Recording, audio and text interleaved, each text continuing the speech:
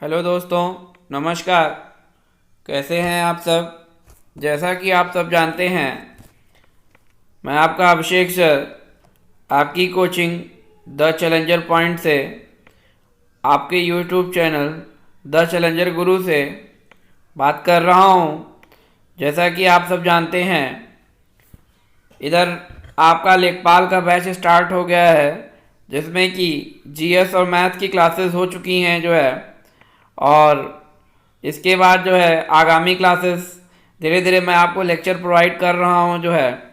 इसी कड़ी में जो है आज इंडियन हिस्ट्री से जो है मैं भारत का इतिहास लेके आया हूँ। मैं चाहता हूँ कि हम लोग कुछ बेसिक जानकारी वन लाइनर क्वेश्चन टाइप के जो है तैयारी कर लें जो है, या जिन बच्चों को पता है वो इसका रिवीजन भी कर लें और नोट्स भी अपना तैयार करते चलें। तो आइए चलिए देखते हैं जो है भारत के इतिहास के संदर्भ में जो है भारत का इतिहास क्या है जो है।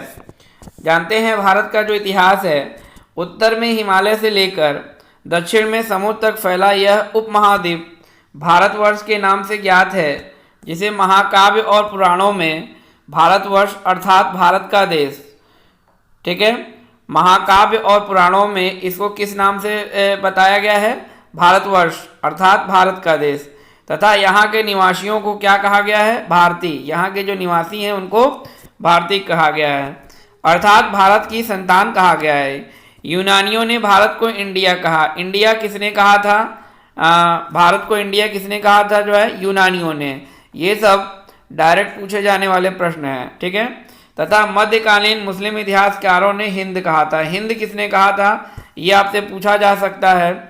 इसे मध्यकालीन मुस्लिम इतिहासकारों ने हिंद अथवा हिंदुस्तान के नाम से संबोधित किया है, ठीक है। आइए देखिए, भारतीय इतिहास को अध्ययन की सुविधा के लिए 3 भागों में बांटा गया है। इंडियन हिस्ट्री को पढ़ने के लिए इंडियन हिस्ट्री को 3 भागों में बांट दिया गया है। पहला है प्राचीन भारत, दूसरा है मध्यकालीन भारत और तीसरा है आधुनिक भारत, ठीक है। तो आइए देखते हैं, स्टार्ट करते हैं। हमारा जो है वो प्राचीन भारत से संबंधित क्या चीज़ें हैं जो है, ठीक है। तो आइए देखते हैं प्राचीन भारत से संबंधित क्या क्या पॉइंट्स हमारे पास जो है। प्राचीन भारतीय इतिहास के स्रोत कहाँ कहाँ से प्राचीन इतिहास के बारे में, भारतीय प्राचीन इतिहास के बारे में आपको पता चला, आइए उसको देखते हैं।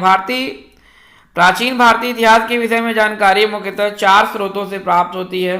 कितने स्रोतों से प्राप्त होती है? 4 स्रोतों से, ठीक है स्टूडेंट्स। तो पहला है धर्म ग्रंथ, दूसरा है ऐतिहासिक ग्रंथ, तीसरा है विदेशियों का विवरण और चौथा है पुरातत्व संबंधी साक्ष्य। इन चारों से जो है इंडियन हिस्ट्री के बारे में आपको पता चलता है, ठीक है।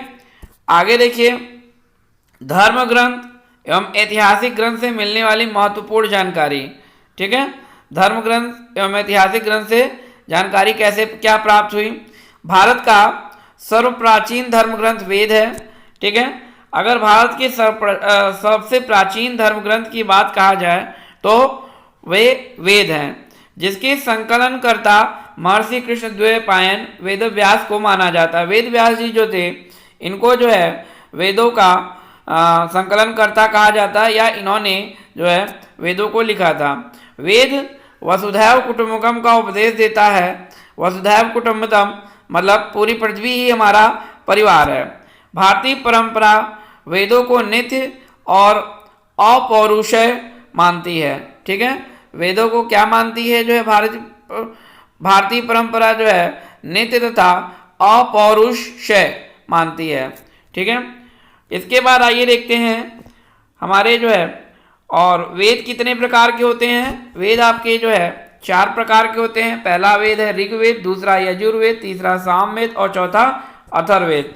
इन चारों वेदों को संहिता कहा जाता है। अगर आपसे ये प्रश्न पूछ लिया जाए वेदों को क्या कहा जाता है, तो वेदों को संहिता कहा जाता है, ठीक है। तो नेक्स्ट देखते हैं क्या है। आइए ऋग्वेद के बारे में कुछ जानकारी हम लोग इकट्ठी कर लें। ऋग्वेद जो है, ऋग्वेद के क्रमबद्ध ज्ञान के संग्रह को ऋचाओं के क्रमबद्ध ज्ञान के संग्रह को ऋग्वेद कहा जाता है। ऋचाओं के क्रमबद्ध ज्ञान को क्या कहा जाता है? इनका जो कलेक्शन है इसको हम लोग ऋग्वेद कहते हैं। इसमें 10 मंडल, 1028 सूक्त, ठीक है। तो ऋग्वेद में कितने मंडल हैं? 10 मंडल हैं, 1028 सूक्त हैं, इनको याद कर लीजिएगा। वालखिल्य पाठ के 11 सूक्तों सहित, वालखिल्य पाठ था उनके 11 के सूक्तों को सहित, ठीक है, एवं 10,462 ऋचाएं हैं, ठीक है। तो ऋचाओं के का जो कंटिन्यूअस एक सिस्टमेटिक ढंग था, तो उन्हीं के ज्ञान को ऋग्वेद कहा गया। और ये ऋचाएं कितनी थी? 10,462। आइए देखिए नेक्स्ट क्या है। इस वेद की ऋचाओं को पढ़ने वाले ऋषि को हात्री कहा जाता था। क्या कहा जाता था? हात्री कहा जाता था। होत्री कहा जाता था। इस वेद से आर्य की राजनीतिक प्रणाली एवं इतिहास के बारे में जानकारी मिलती है। विश्वामित्र द्वारा रचित ऋग्वेद के तीसरे मंडल में सूर्य देवता सावित्री को समर्पित प्रसिद्ध गायत्री मंत्र है, ठीक है। ये भी पूछा गया प्रश्न है। गायत्री मंत्र जो है तीसरे मंडल में सूर्य देवता सावित्री को समर्पित प्रसिद्ध गायत्री मंत्र है। इसके 9वें मंडल में देवता सोम का उल्लेख है, ठीक है। तो कह देगा कि ऋग्वेद में जो है किस मंडल में सोम देवता का उल्लेख है? तो 9वें मंडल में है। या 9वें मंडल में किस देवता का उल्लेख है? सोम देवता का। इस तरीके से इसके प्रश्न बन सकते हैं। आइए देखते हैं इसके 8वें मंडल की हस्तलिखित ऋचाओं को खिल कहा जाता है। 8वें मंडल की जो हाथों द्वारा लिखी गई ऋचाएं थी उनको खिल कहा जाता है। अगला वाक्य है, चातुष्वर्ण समाज की कल्पना आदि का स्रोत ऋग्वेद के 10वें मंडल में वर्णित पुरुष सूक्त से है, ठीक है। जो चारों वर्णों का समाद्र था, क्या क्या था वो? ब्राह्मण, क्षत्रिय, वैश्य और शूद्र, ठीक है।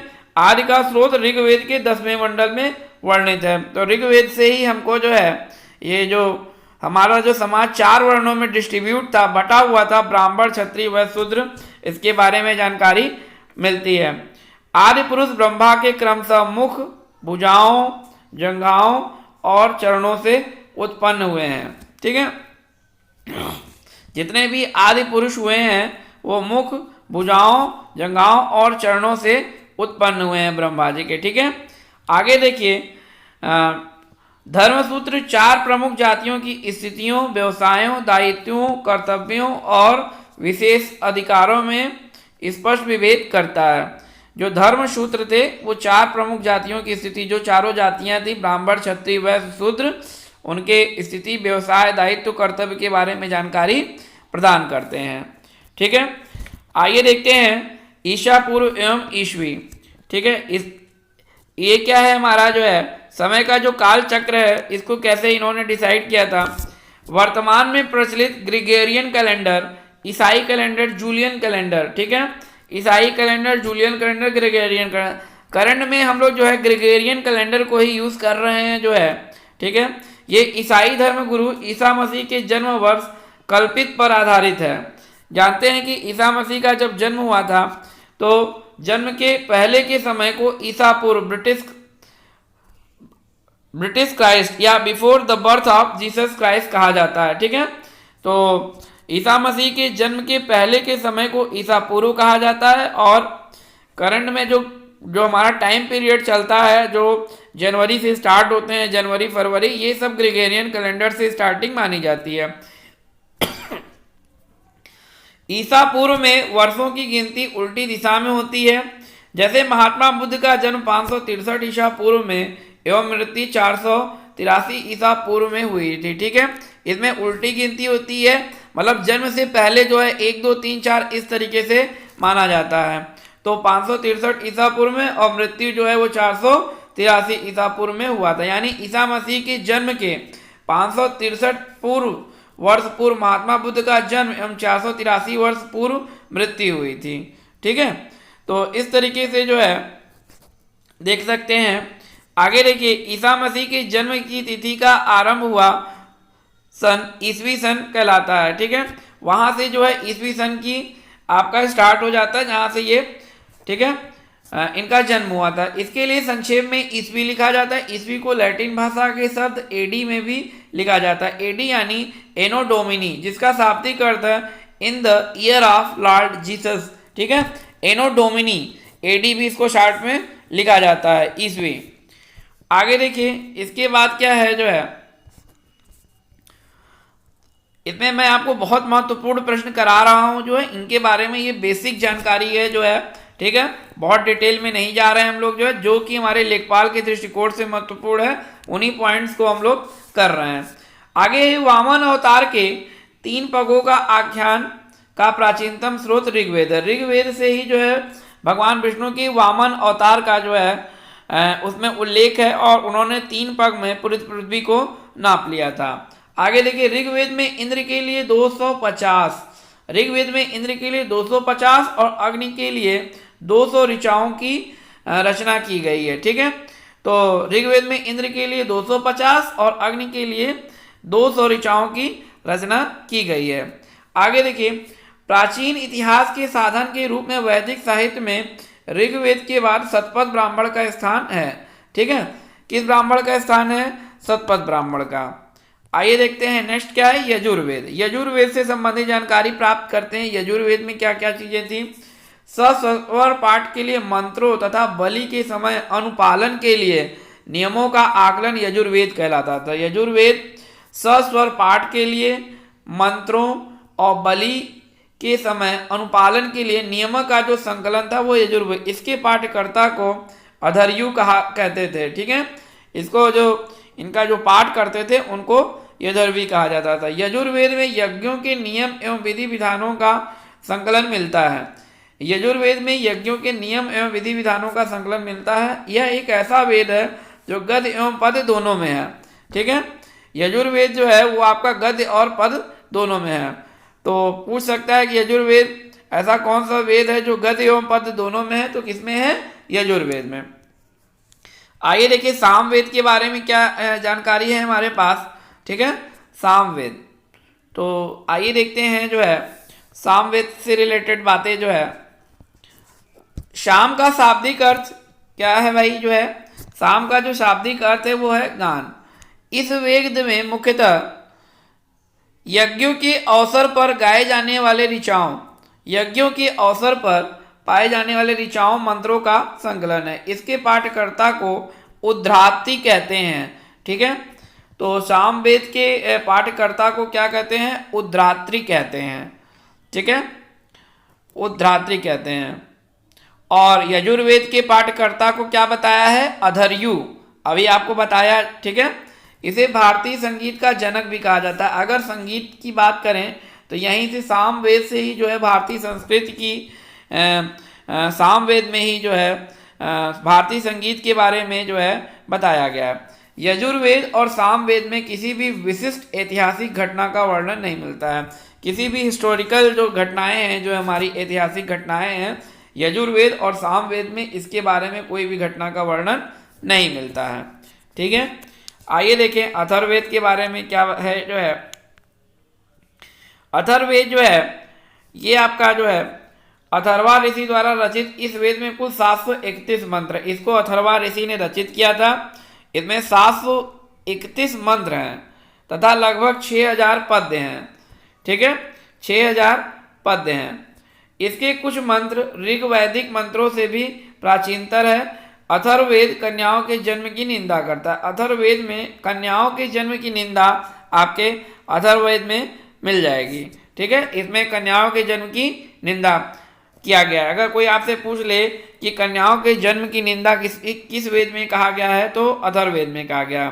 फिर ठीक है, पुराण और संबंधित वंश देख लिए। विष्णु पुराण मौर्य वंश से संबंधित है, मत्स्य पुराण आंध्र सातवाहन से है, वायु पुराण गुप्त वंश से है। ठीक है, तो नेक्स्ट देखते हैं जो है,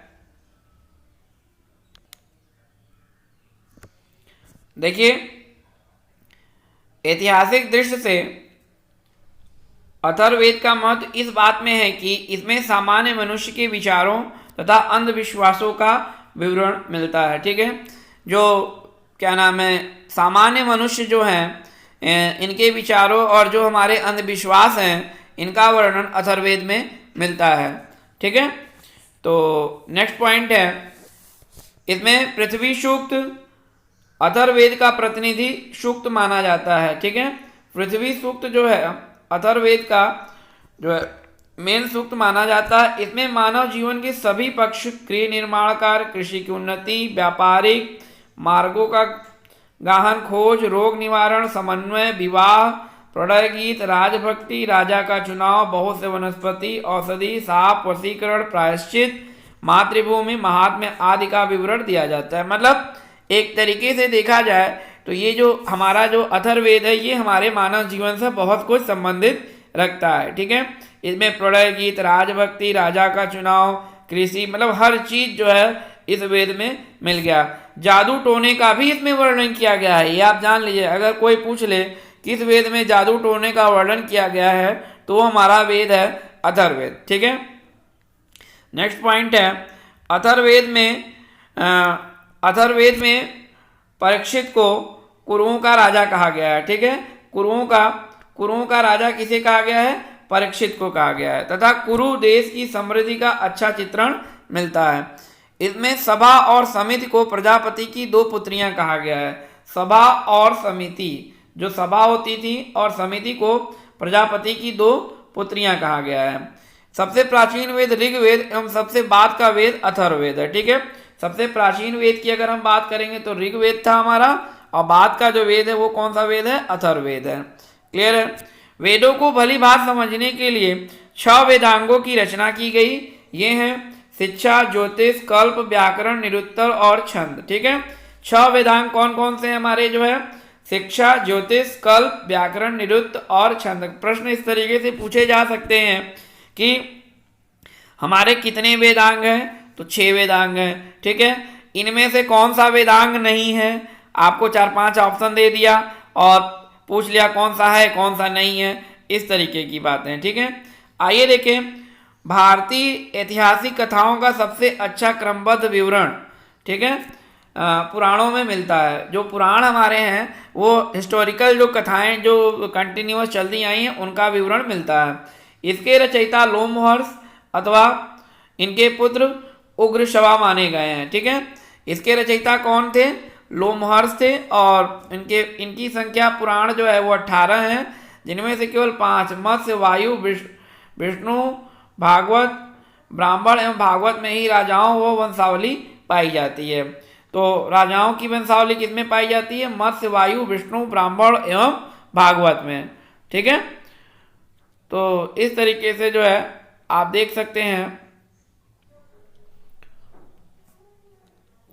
अगला देखिए, ये नोट करने लायक है, पुराणों में मत्स्य पुराण जो है सबसे प्राचीन एवं प्रामाणिक पुराण है। सबसे जो प्राचीन पुराण है वो कौन सा पुराण है? वो आपका मत्स्य पुराण है। ठीक है, आइए देखते हैं नेक्स्ट पॉइंट जो है हमारा जो है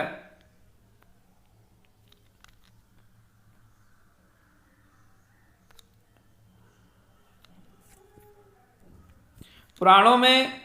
ठीक है, अधिकतर पुराण सरल संस्कृत श्लोक में लिखे गए हैं। स्त्रियां तथा शूद्र जिन्हें वेद पढ़ने की अनुमति नहीं थी, ठीक है, वे भी पुराण सुन सकते थे। पुराणों का पाठ पुजारी मंदिरों में किया जाते थे। तो प्राचीन काल में क्या होता था जो है ये अधिकतर जितने भी हमारे पुराण थे वो संस्कृत के श्लोक में लिखे गए थे, और स्त्रियों और शूद्रों को वेद पढ़ने की अनुमति नहीं थी, वे भी पुराण सुन सकते थे, लेकिन पुराणों का पाठ पुजारी मंदिरों में करते थे। आगे देखिए, इंपॉर्टेंट पॉइंट है, स्त्री की सर्वाधिक गिरी हुई स्थिति मैत्रेयनी संहिता से प्राप्त होती है। ठीक है, स्त्री की अगर देखा जाए सबसे गिरी हुई स्थिति तो किस संहिता से प्राप्त हुई थी? मैत्रेयनी से प्राप्त हुई थी, जिसमें जुआ और शराब को की भांति स्त्री को पुरुष का तीसरा मुख्य दोष बताया गया था। ठीक है, जुआ और शराब की भांति स्त्री का तीसरा मुख्य दोष बताया गया था। शतपथ ब्राह्मण में स्त्री को पुरुष का अर्धांगिनी कहा गया है। किस ब्राह्मण में? शतपथ ब्राह्मण में स्त्री को पुरुष का अर्धांगिनी कहा गया है। स्मृति ग्रंथ में सबसे प्राचीन एवं प्रामाणिक मनुस्मृति मानी जाती है। ठीक है, स्मृति ग्रंथ में सबसे प्राचीन कौन सा है? मनुस्मृति। यह शुंग काल का मानक ग्रंथ है।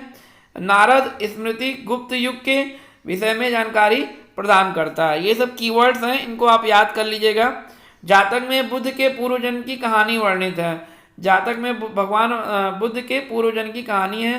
हीनयान का प्रमुख ग्रंथ कथा वस्तु है, जिसमें भगवान महाबुद्ध का जीवन चरित्र अनेक कथानों के साथ वर्णित है। तो देख लीजिए जो है,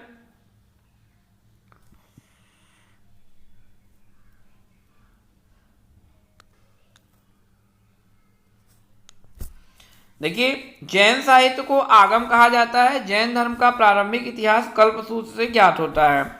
ठीक है, तो जैन धर्म का जो प्रारंभिक इतिहास है वो कल्पसूत्र से ज्ञात होता है। जैन ग्रंथ भगवती सूत्र में महावीर के जीवन कृतियों तथा अन्य समकालकों के साथ उनके संबंधों का विवरण मिलता है। आगे अर्थशास्त्र के लेखक चाणक्य, कौटिल्य या विष्णुगुप्त। चाणक्य को कौटिल्य या विष्णुगुप्त भी कहा जाता था। यह 15 अधिकरणों एवं 180 प्रकरणों में विभाजित है। इससे मौर्यकालीन इतिहास की जानकारी प्राप्त होती है। ठीक है, तो अर्थशास्त्र से जो है हमें मौर्यकालीन इतिहास की जानकारी प्राप्त होती है। और यह किसमें, अर्थशास्त्र में 15 अधिकरण है और 180 प्रकरण है। आगे देखिए, अगला है संस्कृत साहित्य में ऐतिहासिक घटनाओं को क्रमबद्ध लिखने का सर्वप्रथम प्रयास कल्लड़ के द्वारा किया गया था। कल्लड़ जो थे इन्होंने जो है राजतरंगिणी लिखी थी। कल्लड़ द्वारा रचित पुस्तक कौन सी थी? राजतरंगिणी लिखी थी। ठीक है, इन्होंने एक सिस्टमेटिक ढंग से संस्कृत साहित्य को लिखा था, जिसका संबंध कश्मीर के इतिहास से है। और अरबों का सिंध विजय का वृत्तांत चचनामा लेखक अली अहमद में सुरक्षित है। अरबों का जो सिंध विजय था वो चचनामा में है और लेखक अल अहमद। अष्टाध्यायी जो है संस्कृत भाषा व्याकरण की प्रथम पुस्तक है। प्रथम पुस्तक कौन सी थी? संस्कृत व्याकरण की अष्टाध्यायी। इसके लेखक आपके पाणिनि थे। ठीक है, इससे मौर्य के पहले का इतिहास और मौर्य युगीन राजनीतिक अवस्था की जानकारी प्राप्त होती है। ठीक है, आइए देखें नेक्स्ट जो है,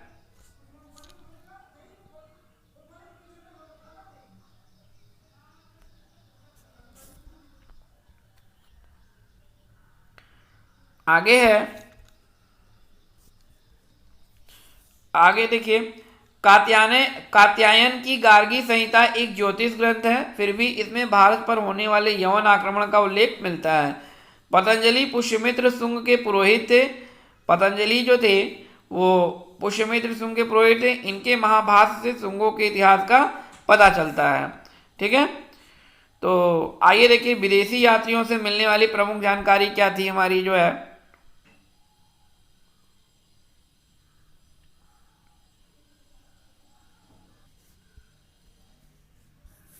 ठीक है, तो इसमें यूनानी रोमन लेखक जो थे वो टेसियस थे। टेसियस कौन थे जो है, यह ईरान का राजवैद्य था। भारत के संबंध में इसका विवरण आश्चर्यजनक कहानियों से परिपूर्ण होने के कारण अविश्वसनीय है।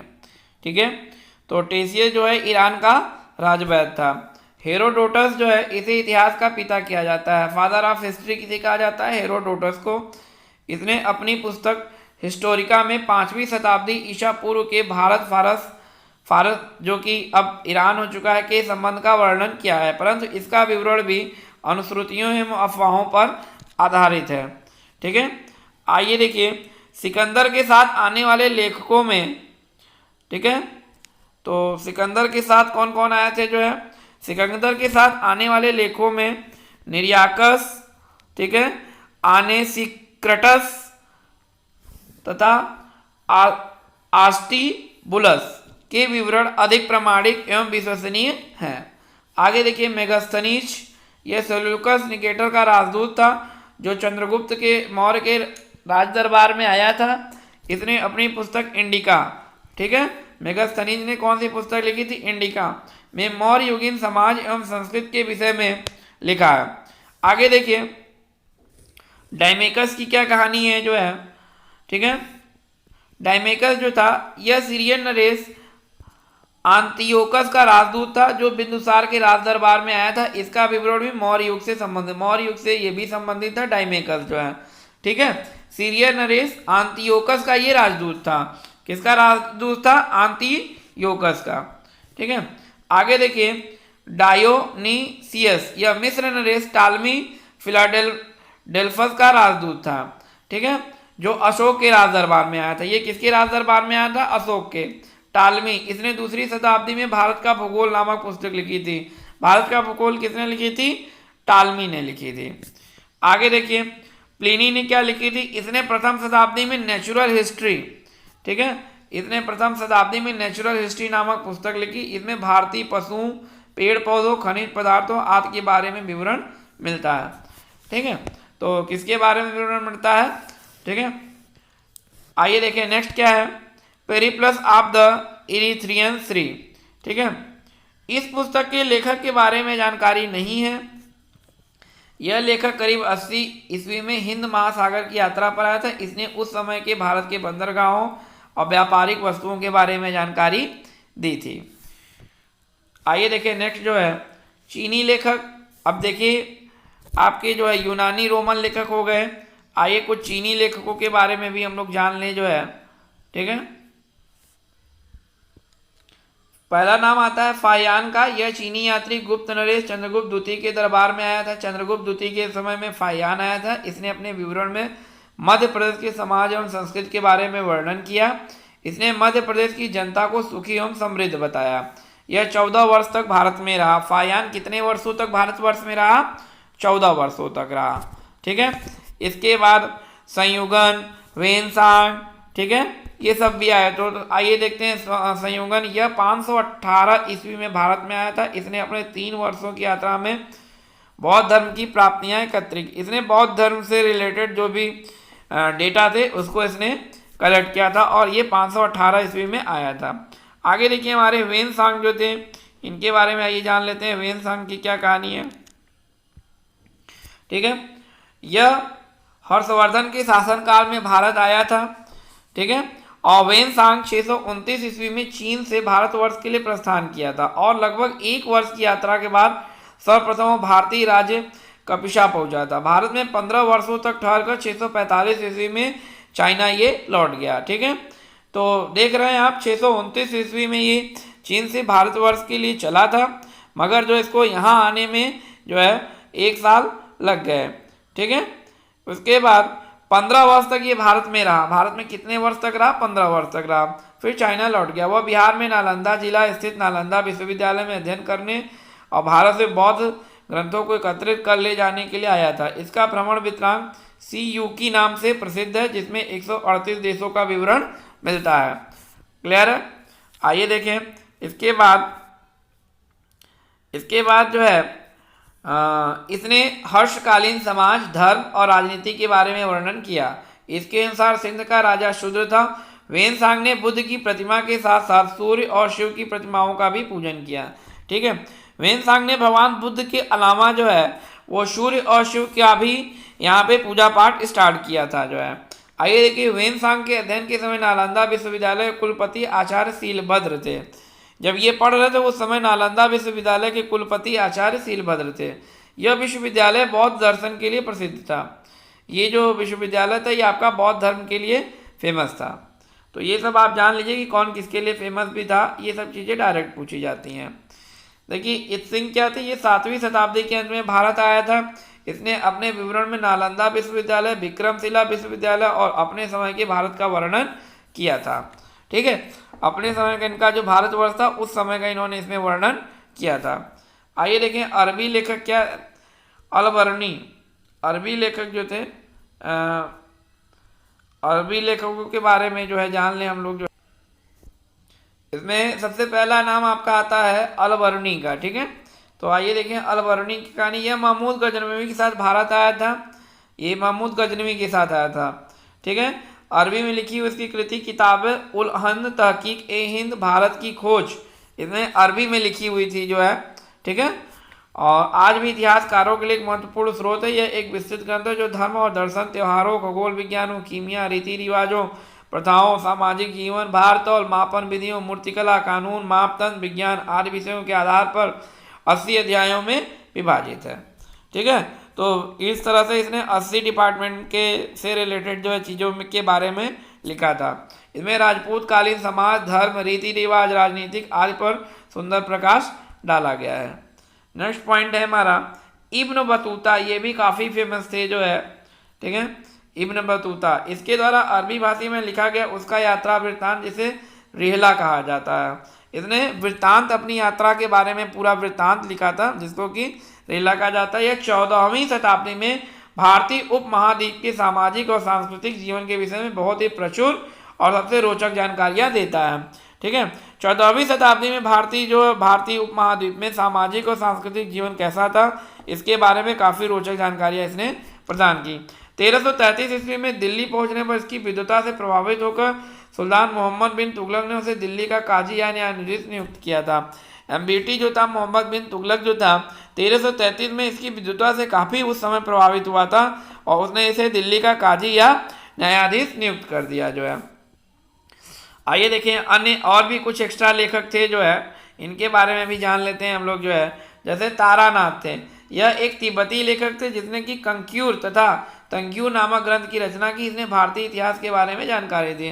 भारतीय इतिहास के बारे में ये एक तिब्बती लेखक थे तारानाथ, जिन्होंने दर्शन दिया। मार्को पोलो, यह 13वीं शताब्दी के अंत में पांड्य देश की यात्रा पर आए थे। इसका वर्णन पांड्य इतिहास के संबंध के लिए उपयोगी है। ठीक है, तो ये पांड्य इतिहास से रिलेटेड थे, 13वीं शताब्दी के अंत में यात्रा पर आए थे भारत। आगे देखिए, उसके बाद आपका जो है, तो इस तरीके से जो है सारे लेखकों के बारे में आपको जानकारी प्राप्त हो गई। ठीक है, तो आइए देखें आगे जो है। अब देखिए, हमने आपको बताया था जो है कि भारत के इतिहास को जानने के लिए जो है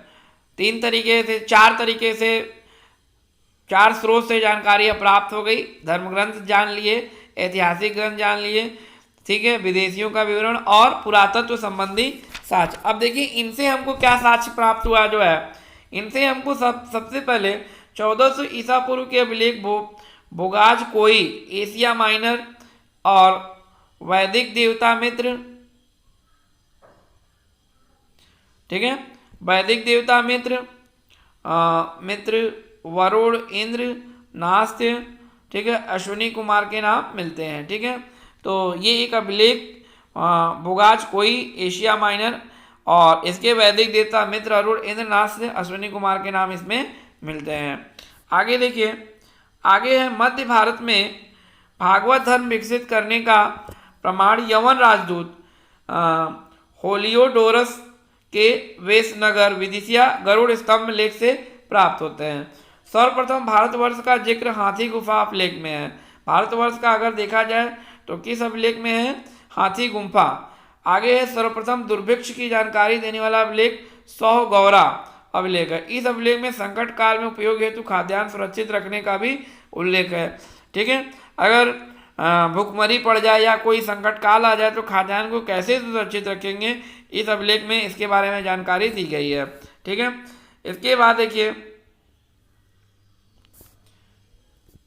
सर्वप्रथम भारत पर होने वाले हूण आक्रमण की जानकारी भीतरी स्तंभ लेख से प्राप्त होती है।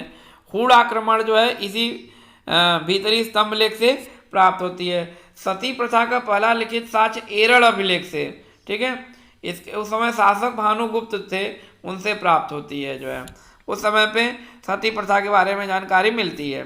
सातवाहन राजाओं का पूरा इतिहास उनके अभिलेखों के आधार पर लिखा गया है। रेशम बुनकर की श्रेणियों की जानकारी मंदसौर अभिलेख से प्राप्त होती है। मंदसौर अभिलेख से किसकी जानकारी प्राप्त होती है? रेशम बुनकर। ठीक है, तो ये सब चीज़ें हैं जिनको कि आप जान लें। जो है सब डायरेक्ट पूछे जाने वाले प्रश्न है, वन लाइनर क्वेश्चन है।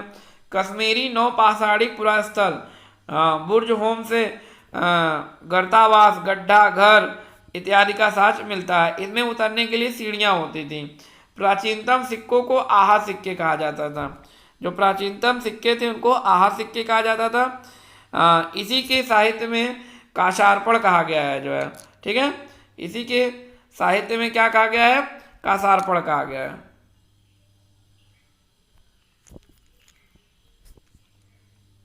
सर्वप्रथम सिक्कों पर अभिलेख लिखने का कार्य यवन शासकों ने किया था। ठीक है, सिक्कों पर कोई लेख लिखने का कार्य किसने किया था? यवन शासकों ने सबसे पहले। और समुद्रगुप्त की वीणा बजाती हुई मुद्रा वाले सिक्के से उसके संगीत प्रेमी होने का प्रमाण भी मिलता है। ठीक है, तो समुद्रगुप्त ने वीणा बजाती हुई मुद्रा वाले सिक्के उस समय चलाए थे, जिससे ये पता चलता है कि उस समय संगीत के बारे में भी लोगों को जानकारी हो गई थी और वो संगीत प्रेमी भी थे। आगे देखिए, अरिकमेडु पुदुचेरी के निकट से रोमन सिक्के प्राप्त हुए हैं। सबसे पहले भारत के संबंध वर्मा, सुवर्ण भूमि, वर्तमान में ये म्यांमार हो गया है, मलाया, इसको स्वर्णद्वीप कहा जाए, कंबोडिया, कंबोज और जावा, यवन द्वीप इत्यादि स्थापित हुए थे।